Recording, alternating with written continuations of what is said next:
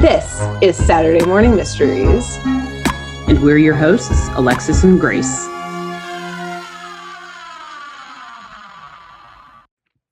Hi everyone, it's Grace here from Saturday Morning Mysteries. I hope you're having a lovely holiday season. I'm hopping on real quick to let you know that I kind of sort of fucked up and lost the video footage for not only today's episode, but the episodes for the rest of 2024. Yeah, it was a kind of a big fuck up. However, we still have the audio, we still have the images from the show that you can follow along with. So, you're still getting your episode. It's still happening in some variety. But I do apologize about this little mess up. Thank you for understanding. None of us are perfect. Sometimes we just have hard weeks like this. So please enjoy today's episode. And we love you and thank you again for understanding. Okay, enjoy. Hello and welcome back to another episode of Saturday Morning Mysteries, where we're your hosts. I'm Grace. And I'm Alexis. And we're here with an episode from Alexis to wrap up our Thanksgiving/fall arc. Mm-hmm. We're mainly sad. I mean, we love this arc, but we're mainly sad because it probably means Thanksgiving is just a couple days away, which is our favorite holiday. And so we're already sad that that holiday is almost over. Almost over. Almost approaching. I'm probably elbow deep in pie crust right now and sweet potato pie filling. Yeah, exactly. So it's a sad time, but happy time because then we'll get to move to our final arc, which will be winter/holiday/Christmas, the same nebulousness of this arc, but there's a lot more Christmas related episodes, but there's also a lot of snow episodes. So winter you have to wait. Themed. It's not for a week though. We're still in fall. We're still in the middle of fall here, Exactly. Don't get those Christmas decorations until the day after Thanksgiving is my personal law. So, and I force others to also follow that law. It's not personal You're anymore. A lawyer. I literally was that on the wrote bar it test? into... Was that on the bar exam? What is Grace's law? That's the only reason why I passed the bar exam. That was the secret thing. All my friends were asking me like, "Damn it, Alexis, how'd you get that score?" I can't tell you my trick. He's like, write that in every essay. Yeah. Just write that into every essay. Like, you cannot put up Christmas decorations until the day after Thanksgiving. Even that, in my opinion, still a little too soon, but I mean, that's like at the earliest that I shall accept as soon as you can do it. Exactly. Yes, fight me. Exactly. Go ahead. Literally fight me. Come find me and fight me. I dare you to Don't say find me. Don't find her. Find me, not Grace. No, you can try to find dox me. us. Don't find us. Not Grace, just me. I will fight someone on this matter. I'm happy to. No. Well, with them fighting words, take us away on your next episode here.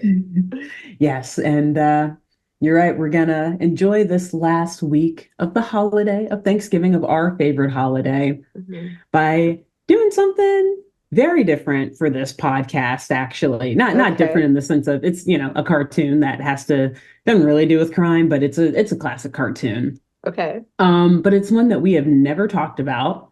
It's one that it's never even come up, I don't think, on this podcast, which is interesting. Have I seen it? It is, I don't know. To be fair, I don't think I had ever even seen this show before, but it's something that we're so familiar with. And you've probably seen something about it at some point in your life. But to say that you've watched this iteration of the show, I don't know, because I don't think I even did. Iteration, interesting. Okay. Yes, an iteration. Today, well, here, let's do this. We'll start out with a question. Okay. Grace, when you think of the phrase, the Pink Panther, do you think of Jacques Clouseau, or do you think of a hip and groovy feline? And yes, keep that theme music going in the background as I'm talking, because I feel like it's the perfect backdrop. Because it's the theme song to the Pink Panther. The Pink Panther. So I actually do think of the actual Pink cartoon because my mom, Pam, loves the Pink Panther. So I grew up. And she's going to love this episode. Are we doing the Pink Panther? Continue your thought. Finish your thought. Oh, yeah, no. I'm just I grew up with like the actual cartoon. There are multiple iterations of it. But yes, like the sleek, sly, cool, hip Panther. Yes, I fucking love him. Yes. So I'm glad that you said that, because in my brain, when I think of Pink Panther, I also think of the sly, hip, cool, standing on two legs, pink feline, the panther. But the correct answer, of course, to that question would have been yes to either or both. Yes. You could think of either Jacques Clouseau or the hip and groovy feline, because as an umbrella term, as I learned, because I guess, I don't know if this was a Mandela effect thing for me, or if I just realized that I didn't know as much about the Pink Panther as I did growing up, or as I thought I did. Because as an umbrella term, and you probably already know this, but the Pink Panther, it's an overall media like franchise focusing on a series of mystery comedy movies from like starting in the 60s, starring the inept but I'll say tenacious French detective inspector Jacques Clouseau. And the franchise was kicked off. I guess I didn't realize originally. that he was the franchise. Exactly. So I was like, wait, Jacques Clouseau, because I always thought of him with the Pink Panther, but so the franchise, which kind of originally centered around Jacques Clouseau, this French inspector, it kicked off with a bunch of live action movies starting in 1963 with the film The Pink Panther. And the film got its name actually from like the subject of the movie, which was a pink diamond that has enormous size and value. But at the middle of the diamond, if you're looking at it closely in the right light, it has a flaw that appears to resemble a leaping pink panther. And so the diamond, like I said, it was at the center of the first movie, and it came back in the fourth movie, named, of course, The Return of the Pink Panther. And so these movies were a pretty big hit, as you can probably tell by there being 4 of them, which in fact, since then, there have now been 11 live action movies going all the way to the year 2019 when it was rebooted with Steve Martin in like 2 movies. Yeah, I was gonna say, I remember like when we were growing apparently up. Is in development. Yeah, right. The Steve Martin ones, which I don't remember liking them that much, but I still remember. Like, I remember the Pink Panther before Steve Martin. Yes. But it's like it was there, but it wasn't like really in my nebulous. Like, I wasn't watching it or anything, but I was aware of it. And then I saw the Steve Martin ones and I was like, it's whatever. And maybe if I rewatch them, I would like them. I honestly don't know how they are. I don't remember. Yeah, I don't remember how they are. I just remember the cartoon. Right. And the 12th one is apparently in development. I don't know if it's with Steve Martin or someone else. Like, I think it's a reboot, so probably someone else. But anyways. Yeah.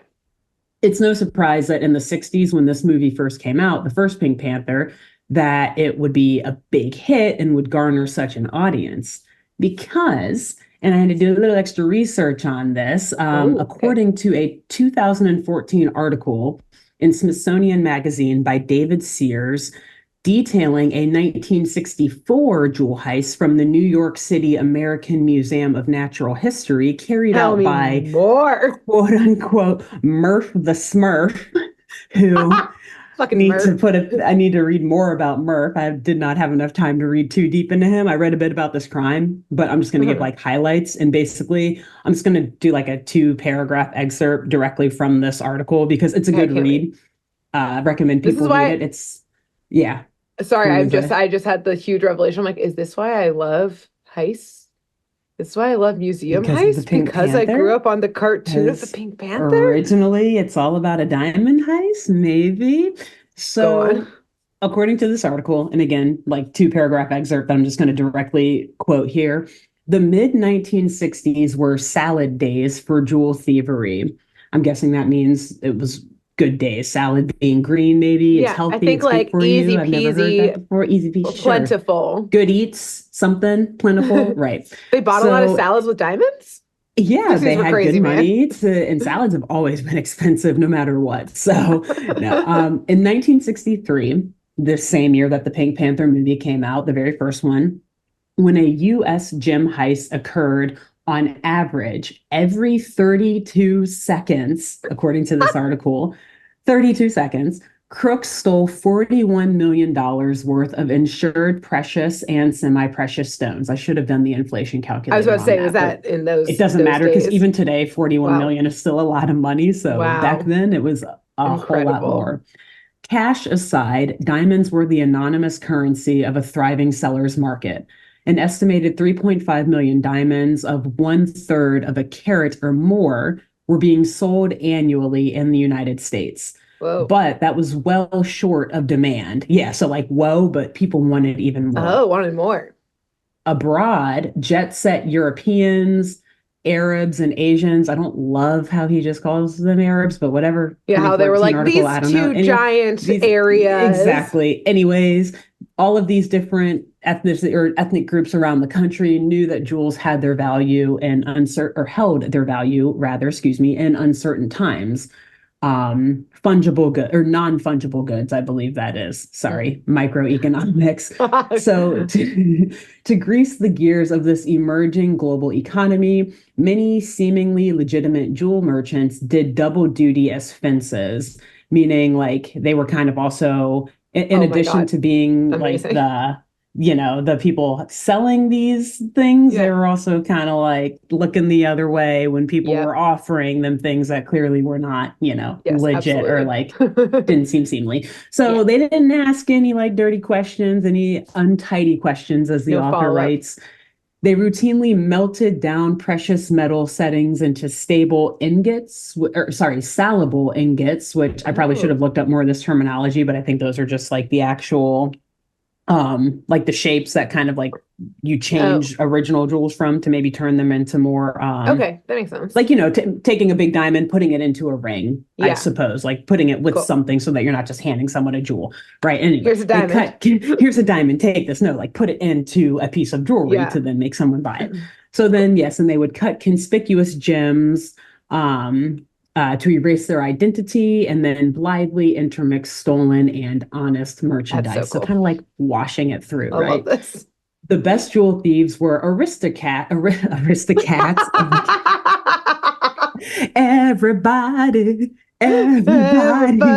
be a cat. Were aristocrats.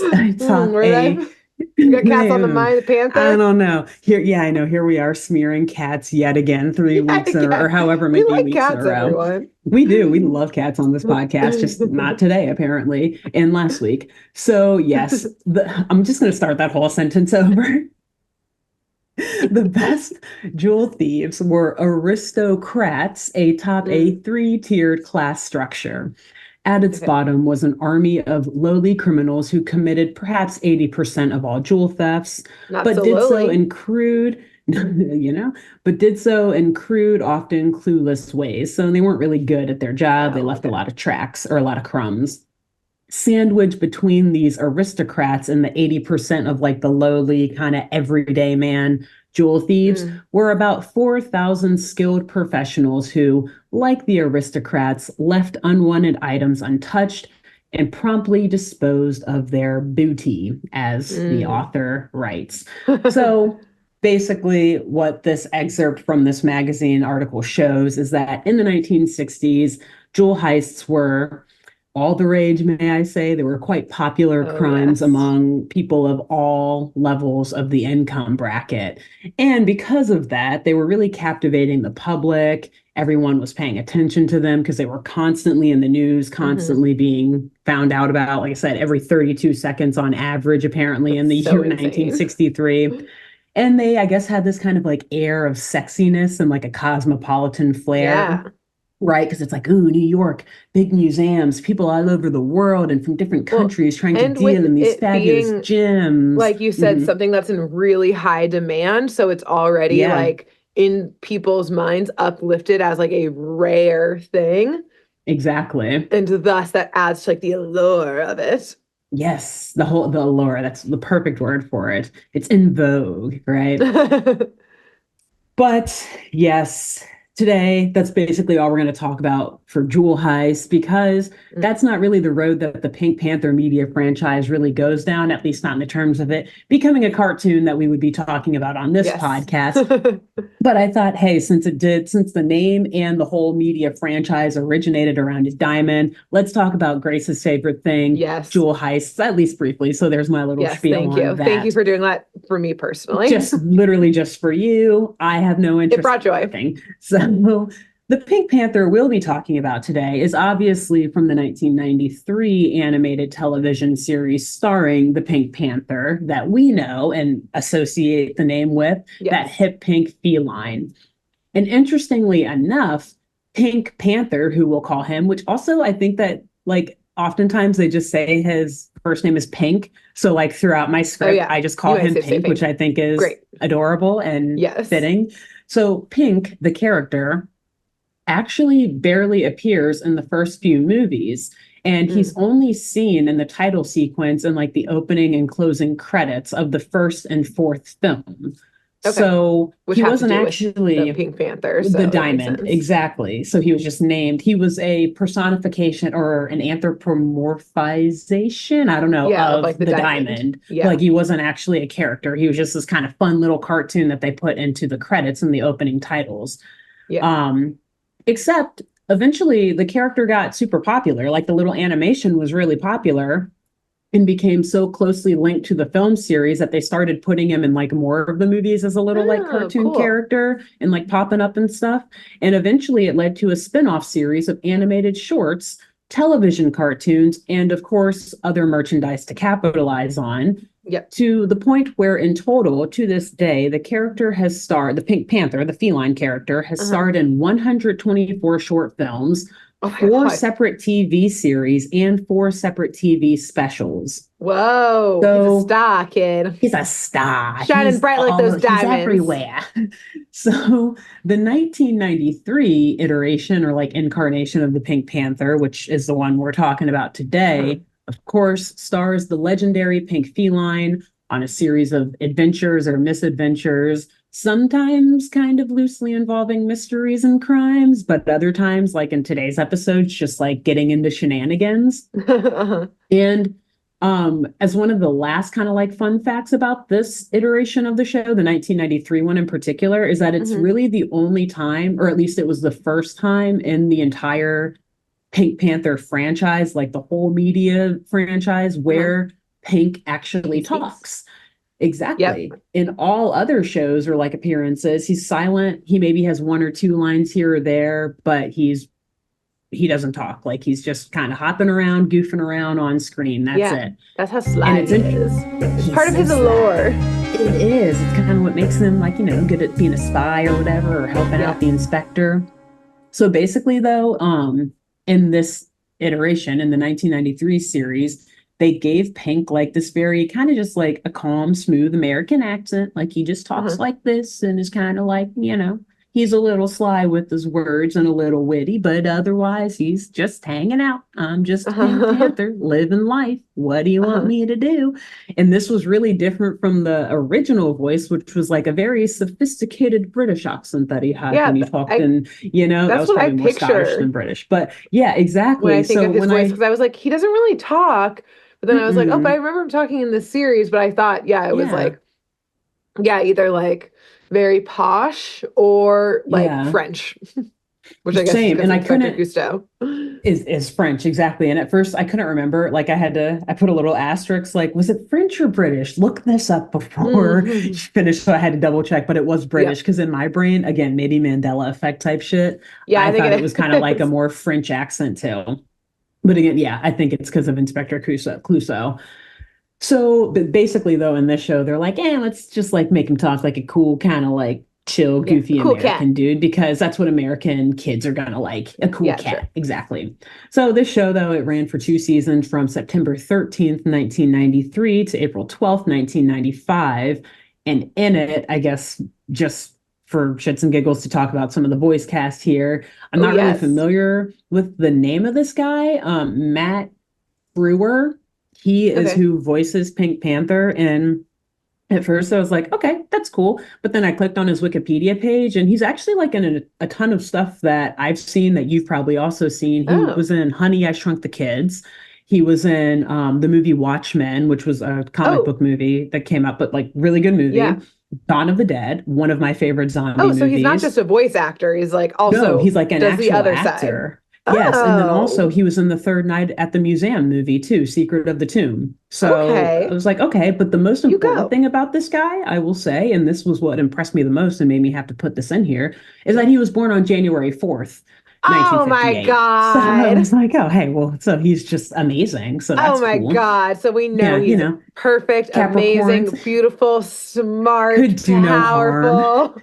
That's probably one of the three greatest people living on this planet, maybe. Yeah. So, anyways, just some other random fun guest appearances that I saw on the Yes. Wikipedia page for this show are none other than our boy Jim Cummings, of Obviously. course, Dan Castellaneta, aka like Homer Simpson, Oh, and so many others, of yeah. course, Keith David, amazing, of course, and Nancy Wow. Cartwright, who was Oh, Bart they're just Simpson they and got the whole Chucky, Simpson crew the whole over. cast. I want to say Jennifer Hale was also on that I'm list, which got me sure. excited when you mentioned her in your last episode. I didn't, there were so many others. I was like, I'll Yeah. just say these ones, but I should have added her. I wish she was because that, Who, like, when you mentioned her last week. what Yeah. network was this on again? Or like who owned it? Um, oh, good. It was Warner. That's a Oh, great okay. question. Yeah, so I Yeah, this actually feels like don't Warner know what Brothers. yeah, but I don't know what channel it came on because now it's all like just for free on YouTube. So that's Right. just where I watched it. Um, yeah, good question because I probably should have looked Yeah, that we'll up put it in the show too, notes. but We always say who it's yeah, from. We'll and I'm figure it out like later. casually looking now as I So stall. sorry. I think no, that's okay because Well, just because you had like honestly, the Jim Cummings crossover then with like Simpsons yeah, people, which is why I was like, wait, Disney? yeah. Fox? What's It happening? says it's MGM animation, but this is Oh, okay. interesting. MGM television, but it doesn't actually say a specific channel that it came on. I'm like Interesting. skimming very quickly, but I did read through this and it just struck me that that I don't That's know. okay. Because even when I read through it before, as I was like Like researching nothing for stood this, out. nothing stood out. So yeah, I have no idea Okay, where that's fine. this show was, but now it's on YouTube if people want to Great. watch it. So yes, and that's hey, good transition because that's exactly where we're going to get to today's Nice. Good, good, Thanksgiving good. story. And I of forgot this course, is the about Thanksgiving. episode, right? That's the other reason I was like, I won't talk about Jewel Heist for too long because like the episode's not at all about that. It's about a Thanksgiving thing. Forgot. So the episode is called Pilgrim Panther. Okay. And this came out, yeah, like super clever, right? It came out on September 20th, 1993, and it's from season 1, episode 10 of the show. Okay. So I guess I'll also say there are other characters in Pink Panther. I'm not really going to get into them because for the sake of this episode, it's not worth it. But Yeah. basically, this Thanksgiving themed episode just takes all of the main characters and like rewrites them as like pilgrims Oh, and like Native oh, funny. Americans Okay. and stuff. So Yeah. yeah, basically just keep that in mind as you're watching it, I guess. Great. But in this episode, it's Thanksgiving morning and we're in some pilgrim colony. I guess we can assume Plymouth, right? And Pink is working away in ye old kitchen, Is he in a prepping for the pilgrim fit? harvest feast. He's got a chef hat on. I think he is in a pilgrim fit. Everyone's just wearing pilgrim clothes, but I think he also has like maybe like an apron or a chef hat on or Okay. He's something like, like that because he's I'm the chef. cooking. Exactly, but Yes, you can tell he's chef. a pilgrim. Yes, chef. So he's busy in the kitchen slicing up a bunch of potatoes with great skill to the point of which she's like creating full potato sculptures, if you will, of Okay. these potatoes. And one of the characters who's kind of like an antagonist in the show, his name is Big Nose. He's Uh, just a little guy with a very big okay. pointy nose. That's all that we There's being that's literal. it. That's Big Nose. So he walks into the kitchen and he is also in like full pilgrim garb with Uh-huh. like the brown bowl cut, kind of coming from underneath Yes. his little The pilgrim hat. sharp line. Sharp line, like a bowl cut, literally put the bowl The on, cut bowl. it. The definition. Yes. So he walks into the kitchen and he's asking Pink what's on the menu for tonight's feast. Okay. And Pink tells him, like, he's very excited to walk him through the menu. And he tells them that they will be enjoying a variety of, you guessed it, potatoes for dinner Mm. tonight. They'll start the evening with a nice potato salad, and then they will move on to a course of potato hors d'oeuvres, and they will complete their meal with a beautiful nice boiled potato. Wow. I'd hate to fucking be a pilgrim. I love potatoes, but like, But like they're not everything. this They're is a just such side this dish. is such a reminder moment when people are like, I was born in the wrong decade. I'm like, were you? Tell me about this Were frozen you? pizza you just heated up, huh? Exactly. Tell me about those nice hot dogs that you just like ate, Yeah. Tell me about that steak that you just prepped Tell me for about yourself. DoorDash, okay? Yeah. Tell me about the cell phone that you currently have in your hand and cannot put That you're down. ordering DoorDash from. Yes. And I said Big Nose is kind of an antagonist, but in this Yeah. moment, I agree with him. And you will too, because you just said he is less than thrilled about this menu. He hears this and he's like, yeah, no, no, no, no, no. We're not going to just eat potatoes. We are much Yeah. better than just a bunch of potato eaters. We did not journey all the way to the New The World fucking potatoes. for potatoes as a full-on meal, a three-course potato meal. And he tells Pink that the holiday is about a lot more than just that. But he also tells Pink that he has heard word, kind of out on the grapevine. They're new to this whole Mhm. harvest type thing here in the Plymouth colony. He tells Pink that these delicious wild turkey things he's been hearing about are all the Oh, rave and they're all the craze now. It's what everyone wants to eat. okay. And so he tells Turkeys, Pink they're that so hot right now. they're hot right now. They're in. And so he tells Pink that he'd better serve the pilgrims some turkey this year for dinner or else. And obviously, he says this in a pretty threatening way that Yeah. raises some clear anxieties in Pink. But really, it's clear that Big Nose, he just, they're just trying to keep up with the Joneses. He's like, the other colony, they had turkey last year. I want turkey this I year want too. it. You better get us some turkey, Pink. Yep.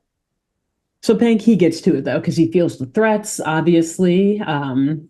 Apparently Big Nose has followed through on threats in the past because to Yep. me, I'm like, Checks. what are you gonna do, little boy with a big nose Also, and a you bowl go cut? get What are it you gonna do? then. Yeah, you go get it if it's so good. But no, Pink, he gets right to it. He leaves Okay. the kitchen, he heads out into the woods to find himself a turkey that will save him from whatever torturous death at the hands of the pilgrims Yeah. would otherwise await him. Honestly, he's probably like, damn, they need protein. And I'm Yeah, the they only need non-human through source. they've been eyeing me from the second I stepped foot on that boat. Yeah. So there's one small unfortunate detail here, though. Okay. Pink, not only is he not familiar with hunting at all, he's an in the kitchen kind of guy. He preps He's the an food. He indoor cat. doesn't find the food. I'm an outdoor Exactly. cat. He's an indoor panther. So not only is he not familiar with turkey or with hunting, but he's also not familiar at all with turkeys. Again, these pilgrims are new to all of this. Yeah. The big nose guy, he's only heard of the turkey. He's never actually seen one.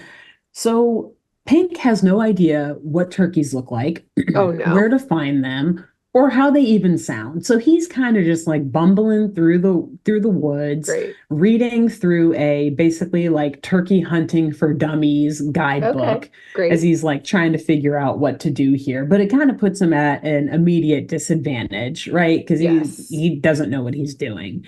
And so, meanwhile, while he's flipping through these pages, kind of just like strolling through the woods, trying to maybe start hunting, we also see a nearby tribe of American Indians, Native Americans, preparing for, I guess, their harvest dinner as well. But I guess actually, maybe it's a bit generous, maybe, to describe what they're doing as preparing for the harvest dinner, Okay. because what we see rather is like a large, very muscular native man whose name is Two Feathers, I believe, which that's the only name I'll give during this episode. Oh It's not no. the most culturally sensitive Every episode, so time, every single cartoon that like has this exact setup, there's always like a pit in my yeah. stomach of just like, okay, Oh God, where's it all gonna right, go? all right, what are Yeah, they gonna do? How are they gonna yeah. depict? All I right. mean, to be fair, the other names could be probably more offensive, but But that's they a were low bar, great. so we're just Yeah, gonna so we'll just talk about Two Feathers and great. everyone else Okay. I'll just leave nameless. So Yes. Anyway, Two Feathers is like flexing his muscles in front of a young woman, a young native woman, Uh-huh. really trying to impress her with his big, strong body and show off, like, aren't you impressed by like how strong I am and how much Uh-huh. I could be a great hunter, etc. But the young woman, she's just kind of brushing her hair and she like Damn. yawns him off, like, whatever. And her interest is instead redirected towards a much smaller, stout little man with a Okay. massive, like, warrior's headdress on, Oh, okay. adorned with the largest turkey feathers known to the tribe. And this thing is huge. Ooh. It's basically as big as the little guy wearing it, which, hey, Okay. go off. We love a short king. Good for you, Yes, boy. exactly. So the headdress impresses this young woman who immediately just swoons over this stout little guy Okay. wearing it, asking him about how brave and how strong he must be to be in possession of so many large feathers and such a Mm. massive headdress, which is true, actually, given Yeah. many native cultures that the headdress is a sign of your skill as a warrior and a hunter. So, yeah, little guy wearing a big Okay. headdress, pretty impressive, not gonna say. So the stout dude, though, he is not as impressed. He's a little put off by the young woman's advances, who's Mm. like holding him, grabbing him, assaulting him quite a bit. Honestly, he's not like really reciprocating her Oh, feelings. 90s. Yeah, so 90s. Hey, it goes both ways. Okay. Exactly. The 90s, They were though, they're equal like, opportunity yeah, showing exactly. assault. So this poor guy, though, he's just too small, quite frankly, to pull himself away from the young woman who's just like all over him. Uh-huh. And the more muscular, larger guy, Two Feathers, he sees this obviously from the other side of like the I guess call it not the tribe, whatever, from their colony. It's not a colony, but he's on the other side of the area, damn it, and he Yeah, sees this like the from area that across. they're living, like their neighborhood, Yeah, their neighborhood. That's yeah. What do you call it? I feel their like the word is on the town. tip of my tongue. Yeah. Yes, their town, whatever. Anyways, so he sees this and he's really just like defeated and deflated, and his ego immediately goes on life support. He's like, wow, okay, so the muscles are not doing it for her. I get it. Oh And he takes off his headdress and kind of looks at it, and my it's God, just like he's so he gets sad. his name Two Feathers for a reason because his old little headdress, it's just got these two little measly, withering, like half like ripped apart little feathers, turkey feathers on it, which Oh is no. a great metaphor, if you will, because he looks at it and he's like, oh man, I need some bigger feathers, I guess. Time for me to go out and hunt down a turkey so that I Well, can that's make a very new funny. headdress. Yes. Uh-huh. And so he goes off into the woods to find a turkey so that he Hmm. can now make a new headdress and impress this young woman. And eventually we see Pink again, still stumbling and bumbling through the woods, reading through this for dummies guidebook on how to find a wild turkey. And he eventually does stumble upon one, and he is double checking the Okay. book to be like, is this a turkey? Yep, it's okay. Boom, that is a turkey. Look at that. And he starts to catch it for dinner. And it's funny that you mentioned something you said before about like, God, whenever episodes do this exact same plot, I always worry. And it's funny because literally from here on out, the plot is basically identical to my episode of Huckleberry Hound from last Thanksgiving. Yes, honestly, I love the Literally. trope. Yeah. I only worry about the depictions, but the plot The line, let's depiction do is never it. great. Yeah, but the plot line, that's fine. And that's why I was like, oh, Grace will enjoy this. She enjoyed it last year. We'll just leave out all names of Native Americans Yes. because we don't want to cross that Yeah, bridge. we'll try to be But sensitive about what pictures we show from yeah, the show. Hopefully, not too bad. yes. Yeah, I mean the physical depiction, not terrible. It's just Okay. again a couple of the names they chose. I was like, we're not gonna add that in. Yeah, great, great. So yeah, but much like my episode of Huckleberry Hound from last Thanksgiving, we quickly find out that the turkey here today is quite a fucking trickster. This little dude, he has some tricks up his sleeves. So Hell before yeah. Pink is able to shoot him, the turkey somehow convinces him to like put his gun down, and like tries to make a little deal, Is he like but then eventually mimicking the just runs turkey away. or is he talking? He's just kind of like No, gesturing. No. He's talking. So, and okay, that's the difference from Huckleberry Hound is in this case, the turkey fully speaks English and is like Oh, communicating. Yeah. So okay. we Like, actually whoa, hear man. Whoa, him. whoa, whoa, Yeah. whoa, Like that's like literally whoa, what he says. I think at one point he's like, whoa, man, come on. Like, hey, like he's a smooth talker. He's honestly smoother whoa. talking than Pink is, which I'm Oh, like, that is match. okay, yes. So basically, again, much like my episode of Huckleberry Hound from last Thanksgiving, Pink and the turkey, they start chasing each other and then they run into Two Feathers, the Native American Mm, man who is also out hunting a turkey, but for the feathers more so than for the turkey meat. I okay. guess they'll use both, but Yeah. he wants the But he's feathers. got a goal. Exactly. So, seeing that the wild turkey is the perfect size for the man's head, and the feathers are the perfect length and size to impress his hopefully soon to be boo thang, Two Feathers also, of course, joins in on this chase and Yeah. this hunt for the turkey. And it kind of immediately proves to be like a bit of a pain in the side for Pink, who already doesn't know what he's doing and now has to compete with this Native American man who literally lives off the land and knows how to Yes. hunt. So notice how I did only say that this is a pain in the side for Pink, though, and not for Uh, Pink and the turkey. yeah. Because, yes, again, like our turkey from last year, this turkey is just too clever for these two men, and he is able to quickly get the best of Pink and Two Feathers. Good. Which at this point, I'm like, why is this a trope in old cartoons where turkeys are these like actually very cunning, intelligent, wily, but clever, goofy tricksters? Who Is that like a common thing? was it Thomas Jefferson who wanted to make the turkey our And national we talked bird? about this last year too, and we still haven't looked it up. I think you said Ben Franklin last year. I can't remember. It was one of them. One of them. I feel like Thomas Jefferson maybe makes more sense. I Yeah, don't fucking know. But either way, the writers were clearly on the same page as him. They were like, they this were. is propaganda to petition the US government to change our national bird. Exactly. Look how These birds are clever, clever. Because resourceful, remember smart. last year, that's when we talked about the gangs of New York style turkeys that In my neighborhood. take over your Oh, it's neighborhood. fucking We're here. like, damn, are they actually more clever and cunning than we thought? Which, so apparently, this is just going to be a recurring question that we ask We'll here on never Saturday answer. Morning Mysteries every Thanksgiving season is, folks, tell us, are turkeys actually as clever and sly and You know what? witty, I wily as these I cartoons will make them to be? say, I wouldn't put it past them, you I know? will say that like we Justin does a really good turkey call. And Oh, so oh like no, that can be used and abused.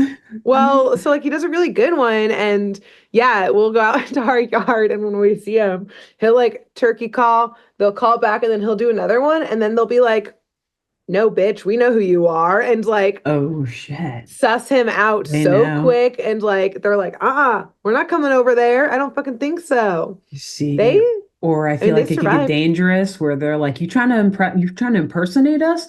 I Really? always think he's Oh, gonna get in a maybe we fight. should take some. Yeah, like watch Because out, we've had man. Like we might times need to take care of you. We've fully had Take times where there will be care. like multiple males fully puffed up like in our front yard, like clearly like In about to defensive throw mode. down. Yeah. And I'm Yeah. like, Justin, stay inside. You're not part of this. Get inside, Justin. Get back. You have to protect Justin, them. I'm afraid for you, Justin. You're gonna say something wrong. Please You're gonna don't do accidentally anything. insult I them don't. in their language. You're not going to hurt the turkeys. The turkeys are really going to hurt you. Please Yeah, stay inside, exactly. Justin. Yeah, I mean, when we're walking and I see some turkeys, especially the males with my You dogs, I'm turn like, we're around. You crossing the go the other street. way. Yeah. Yeah. Like I'm Uh-uh. like, I got big dogs. And I don't want to fuck with this thing. In the battle of turkey and geese, man. Oof. Who Oh. wins? I would. Hmm. Oh Put it in no. the comments, throw down who wins this competition. I Yeah. my money is gonna Like maybe be cage on match turkeys, but style. geese, So one couldn't yeah. fly away because the goose could just fly away, but like The good cage exactly, match. but if it right, good point. So I'd be intrigued. I I would feel like turkey's not got pay talons. money to watch that No, display no. I would pay money so I of didn't have to see it. yeah, yeah, but I am interested in what the results would I think be. turkeys, they got Yeah, talons. that's They true. do already fight each other. Yeah, I mean geese do too, Yeah, but you're it's right. They true. more there, but I don't think. They're more dinosaur-esque to me, turkeys. Yeah, I feel you're So right. I think scarier. turkeys have more defensive like mechanisms with, like you said, the turkeys' teeth. Yeah, and they just seem Hmm. scarier. Yeah, they do. I don't know if they're bigger. No, they definitely get bigger than geese. There's some pretty Yeah, freaking big big time. geese, but yeah, I just feel like geese are so feral. Like they would be up for the challenge, They would be but dirty fighters. Like yeah, I feel that like it might be would the take a only lot. It'd time. be a long fight. Yeah, it would be. It would be drawn Like out the because even goose if it would is a like cage, the goose could still like flutter around to get away exactly. from the turkey, which It would would buy be it some like time to like the heal and, goose HP really points looks going back up. yeah, the goose looks really fucked up, but still keeps getting up type of thing. And Yes, like the turkey's exactly. like, he's still not He done yet. won't stay Jesus. down. Yeah. Yeah. So it becomes a battle of attrition, right? Like who can just Yes. outstand the other until, Yes. The So, goose just like barely some yeah. feathers on those like just covered in blood at this Just like point. blood and Spitting scratches and attitude. still like Captain America mode. I could do this all I day. got it, Yeah. motherfucker. Yeah. Spits out a little blood and shit. Exactly. Flutters around to buy some more time while the turkey is just like getting dizzy from watching the goose Yeah, just flutter watching him go round and around. round. Yeah. Yeah, damn. All right. That actually just Interesting. This ups could be the quite a matchup. ante. Yeah, I'd be Yeah, interested. Hey, drop in the awesome. comments what you think. Who would win in the battle? Yeah, in our annual Anyways, Thanksgiving bracket of animal yeah. fights, turkey That versus like what carries animal? Goose. into the Christmas season too, because it's like goose for dinner on Christmas or Yeah. whatever. I don't know. Yeah. So it's like a whole holiday poultry, Holiday or I guess not poultry, but bird bracket. bird Yeah. bracket, bird The fight. bird bracket. Our Did we Alexis just bird come up versus with an turkey. idea? Are we The famous? holiday bird bracket? Did we just Yes. come up with a fun idea? How many turtle Anyways, doves? yeah. A partridge in a pear tree versus a Partridge in a turkey? pear tree. Yeah, a turkey. Wait a Hmm. second. Interesting. Interesting. So wait, yeah. How many turtle doves is it? No. Five going, four turtle doves, three Yep, French four hens. So turtle imagine doves. who wins? Three Four French turtle hens. doves or one Thanksgiving turkey? Three French hens or four turtle doves? Or one Hens partridge are in a pear tree? Which within how the many 12 days of geese? Christmas. That could be hard. I think a turkey could take all of them, but within the I do 12 days too. of Christmas, who matches up with the turkey? I don't know. Because a goose is one of them too. Right. Gosh, now we're going But through. yeah, Okay, you know because what? like goose eggs or We'll put a something. pin in this. Yeah, how many goose eggs? See, because now I want to Google all the 12 days. Okay, we're gonna put a pin in this. There's so many We birds are in the gonna 12 days of come. Christmas. There are, and we're gonna come back to this in our holiday arc and our Yes, Christmas Alexis arc. is I gonna am do committed to it research. now. I am because I always need to write a note to myself to remember to do this. I'll remember when I'm editing the audio for this, but anyways, back to our We'll get Pilgrim back to you. episode. Oh, Yes, yes. I'm glad that we just had this tangent though, because the episode is almost over because it's yet again like another like 10-minute episode. But Great. anyways, so we see the classic montage of Pink and Two Feathers going through all of these various traps that they're setting to try to catch Mm, this turkey for their various purposes, trying to one up each other in their hunt for the turkey, only for this wily, clever, too intelligent for their own good turkey to mhm, outsmart these two at every turn and trap the hunters essentially in their own traps each time. And eventually, through all of these failed hunting attempts, Pink is getting a little exacerbated here and getting a little nervous about his odds and how it's looking like yeah. he's not getting ready to bring a turkey back. And at that exact moment, Big Nose comes out to the woods to check in on Pink and Oh, see how the hunt for the turkey is going. Because I now guess they're getting a little well. hungry. They're like, hey, They're how's like, that this is whole gonna have thing to sit in the going? What are oven for a we few hours. Yeah, and you still need to like skin it, get the feathers off, clean it, Yeah. drain it, etc. How we doing? What And he brine are sees you gonna that, put on this thing? yeah, Yeah. asking about the seasoning. We have a few food allergies that we want the chef to be aware of. So making sure everything is coming along well. And he sees that it's not because Pink is empty-handed and still looks like he has no idea what he's doing out there hunting in these Mhm. woods. So at this point, Big Nose reminds Pink that there will be grave consequences for him if there is not a terrific dinner produced for the harvest feast tonight. And then at this point, Pink's like, okay, well, look, in hindsight, Two Feathers and I are kind of wasting a lot of time here. Like he wants feathers, I want meat. We're kind of just sabotaging each other's hunts for really no good reason at this point. Like we're really just wasting time. So he decides to do the very Thanksgiving thing of making a deal with the Native American man with two feathers. And he tells him that, like, look, whoever wins, it's not the kind of deal that you would hope for, but whatever. No. He tells him that whoever wins a set of athletic challenges gets the turkey. There's going to join forces so that they could kill it together. Then one gets the feathers, one gets the meat. Okay, great. No. That's what I was trying to build it up to, because as I was watching, I was like, oh, I see where this is going. This is perfect for Thanksgiving. No, that's not where it's going. Instead, Pink is like, all right, put on some shorts, put on your tank top, get your headband. We're going to do a challenge of brawn, which also doesn't seem like a good idea. Right. So Pink American. Is so spindly. He's like a tall, thin cat versus this tall, very muscular, obviously lives off the land, hunter-gatherer, Native American man. Like, yes, let's do this. Pink. But it actually works well for Pink because, you know, while Two Feathers, he's in great shape, he's super muscular, he doesn't really know, like, Pilgrim exercises and, you know, athletic calisthenics events and shit. Yeah, because literally that's what they start doing, like jump roping and hopscotch and like elliptical machines and stuff like that, like random stuff that this Native American guy has no clue what it is. This is the first time he's ever seeing it. But eventually, the last challenge, and I should say, Pink wins all of these challenges, obviously, because he knows what they are. He's setting the terms here. Okay. But the fourth one, it is super rigged, much like those dog shows that we talked about last week. More athletic challenges being rigged and whatnot for the gamblers on the line. So, yeah, the fourth challenge, though, this is one that Two Feathers actually feels a little confident about. It's arm wrestling. And so at this point, he's like, I've got this. Not only is my arm bigger than your entire body, Pink, but this is one that I actually know. So just before the arm wrestling can really get underway, or I guess they actually get started, it's like right as they're starting to kind of like go against each other, we hear from the sidelines of all of this cheering, actually.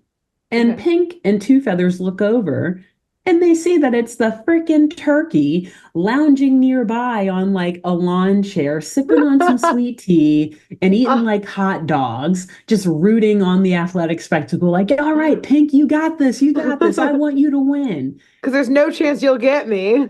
Exactly. And so at this point, the man and Pink look at each other and they're like, wait, what the fuck are we doing? This turkey is just like living. He's reveling in our downfall here. So again, much like my episode of Huckleberry Hound from last year, the two of them run up to this turkey and grab it very violently by the neck. Oh, no. Both of them. Like, all right, well, now that we see that you're just here lounging, enjoying your life, I guess we'll just share you. How about we'll just that? End your life. Okay. But before the turkey has a second to really plead with them one last time and beg for mercy, Pink notices the hot dog sitting in the turkey's mouth, and he sees it and he's like, whoa. What's that thing you're eating? I've never seen one of those before. That looks pretty tasty. And the turkey, he takes the hot dog out of his mouth and he's like, it's a hot dog. You want to try it?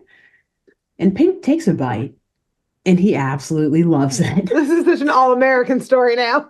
All American. And thus, my friends, the hot dog was born. So he asks the turkey where he got this thing from. And the turkey points just over nearby to a nearby hot dog stand. What? That happens to offer catering for harvest feasts. What?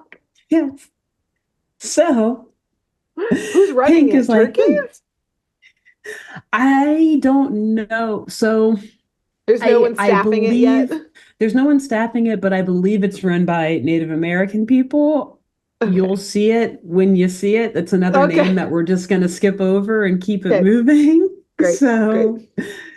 Pink at this point sees it though, and he's like, oh, well, that's super convenient. They cater too. So I'm just going to actually have them cater for the fest. This is like a win-win. The birth of capitalism in America. Just like that. Wow. Yes. Amazing. The first transaction. And at this point, he realizes how stupid this whole debacle has been. Him and Two Feathers hunting for this turkey and fighting each other all day. So now he puts on the real Thanksgiving spirit and he invites Two Feathers to join him and the rest of the pilgrims tonight for their harvest feast. And also tells Two Feathers that he can bring a guest with him. Just one. Just one, yes. And so that evening, the pilgrims, they're all chowing down on this delicious hot dog harvest feast, very much enjoying the food and complimenting Pink on a meal well prepared. Big Nose is very pleased and very happy with the spread. And Two Feathers, meanwhile, is sitting at the other end of the table, and he's got on a mighty fine looking turkey feather headdress. This thing is massive. Oh. And of course, with his nice new headdress, yeah, I know, right? Like, oh.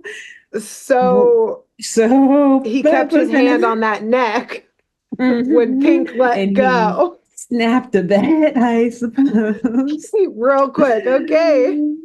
And the headdress is working because joined by Two Feathers. Ooh. Yes, his guest of honor is that nice young boo thing, that young woman that he was trying to impress before, that Native American woman. Oh, yeah, things are going well. It worked because she's all over him. She is loving this headdress, complimenting him for his strength and how good he looks with all the feathers on it. Damn. But we then see the turkey pop his head up from behind Two Feathers and looks at Pink, thanking him essentially for not eating him, not killing him, and saying, hey, I guess it's nice to have a warm home instead of being a warm meal, proving that basically the turkey is just sitting on Two Feathers' head. He wasn't actually killed. He's just kind of hiding and pretending to be a headdress so that Two Feathers can get this little hook up tonight. And also, ew, just a turkey butt on your head as you're eating dinner. I thought you were going to say that like the turkey was just like fully plucked of feathers, not that it was. No. Which would also be hilarious and would, I guess, be fine. Maybe like it would grow them back, but nope. In this case, just the turkey living totally intact on Two Feathers' head as he enjoys this dinner, just trying to help him get this hook up for tonight. And then who knows what'll happen tomorrow after he's just literal wingman. So the end. Wow. That's it. Wow. How did you even find this episode? I've like had to look at so many random lists to like find Thanksgiving episodes. I don't think I've ever come across this one. Yeah, I think there's a Wikipedia page of like every Halloween or every holiday special that exists for a show. You can just kind of Google like maybe I just missed Halloween specials. And I think that the one that I found for Halloween is more specific because like cartoons do Halloween and like Christmas episodes way more often than Thanksgiving. So I think for Thanksgiving, I had to look up like Thanksgiving episodes of anything. And then the Wikipedia page was beautifully separated out by like animated shows, live action sitcoms, TV films, etc. And so then I just scrolled and found this. And I think that's how I found my Christmas episodes for this year too. Nice. So be on the lookout for that. Yeah, the power of Wikipedia, man. Our favorite website other than, our favorite website. Yep. So, wow. Amazing job. Great work. Thank you. So there's an episode of Pink Panther. I don't know if we'll ever cover it on this show because in hindsight, I don't think it really has that much to do with mystery. I think it's mostly Pink just getting in random shenanigans like that, which in a way is funny, but also would have been great if they actually had him being like a detective, a la like the original movies. I don't know. Maybe I'll watch more episodes and find out. We'll investigate. We'll see. But I hope that y'all enjoyed the Thanksgiving special, the whole arc, and that you guys have a nice, happy Thanksgiving. And until then, which I think Thanksgiving is in a few days from now. When does this episode come out? Probably on the Saturday before Thanksgiving. Okay, so that sounds right. Perfect, something like that. Yeah. So hopefully you guys are gearing up for the holidays and preparing your turkey brines and whatnot. And until then, Grace, who should they tell about this podcast? I think it's just someone who works at a food stand.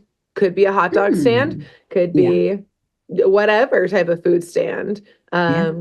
Yeah, like a local festival, local fair, something like that. Just side of the road. Let them know. They're out there working hard. If you might live somewhere cold, it might be chilly this time of year. So it's extra hard to be out there working and hustling. So tell them to, they save the day here, as they do every time I'm hungry. Yes, honestly, true.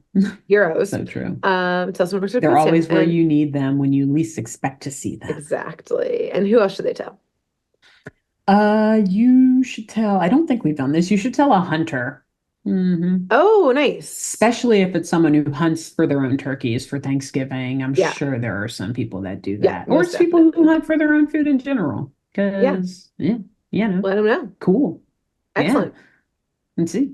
I'm sure they're busy right now. It is hunting season, isn't it? I know. So, they're gone this whole month. So if you can catch them, if they're around, and if you don't feel like waking up at like 5 a.m. or even earlier than that when they do it, just like text one of them if you know them and let them know. Check out our podcast. Perfect. But yes, until then, we'll be back for our Christmas and winter episodes. And I cannot wait. Grace is probably going to do something else clever and out of left field like she did. No, it's pretty straightforward for Christmas and winter. Is it? All right, cool. Good. All right. I don't know if I trust you, but we'll see. Cool. Until then. All right. Bye. Bye. Thanks for tuning in to Saturday Morning Mysteries. If you enjoyed this episode, please share, rate, review, leave us a like, and drop a comment. We post episodes every Saturday and bonus tune tangents whenever we feel like it. So please subscribe so you don't miss the shenanigans. And if you want to follow us on YouTube, click the bell under the YouTube subscribe button to receive notifications when new videos are posted. And if you want to subscribe to the podcast, we have no idea what you're listening to us on, so just hit the big subscribe button on whatever app you're using. We believe in you. Give us a follow on Twitter and Instagram at SatmornMist, all the abreves, and let us know if you have any episode or show requests by emailing SaturdayMorningMysteries@gmail.com. Thanks to Jenna Kendall for the logo design and to Ava Sakiki for the music used during this week's episode. See y'all groovy kids next week on Saturday Morning Mysteries.